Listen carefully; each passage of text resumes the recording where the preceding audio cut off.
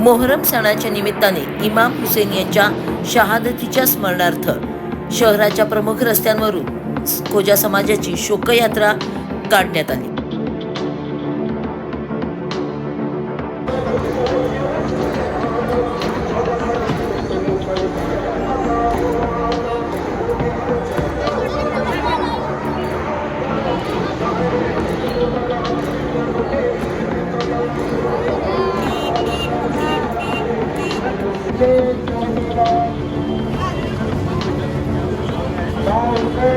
या शहादतीनिमित्त खोजा कॉलनी येथून एक शोकयात्रेचं आयोजन केलं जातं।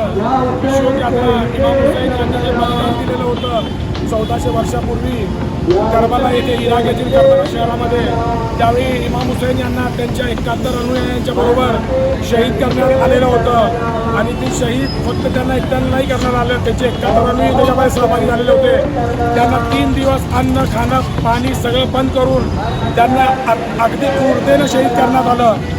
का बरं शहीद करण्यात आलं? शहीद करण्याचं कारण हे होतं की इमाम हुसेन यांनी त्यावेळेचा जो स्वघोषित बादशाह होता यजीद, किंवा स्वघोषित शासक जो होता यजीद, त्याच्या विरोधात एक चळवळ उभी केलेली होती। त्यांना पूर्ण हाहाकार माचून ठेवलेला होता, अन्याय माचून ठेवलेला होता। आमच्या आया बहिणीची जी इज्जत आहे ती काढण्याचं काम तो करत होता। चोऱ्या माऱ्या लुटणे हे सगळं कॉमन झालेलं होतं। आणि इमाम हुसेन यांनी सांगितलं की आपल्याला जर जगात राहायचं असेल तर माणुसकीनं आपल्याला राहायला पाहिजे। त्यांनी एक शब्द सांगितला, जिंदगी से इज्जत की मौत बेहतर है।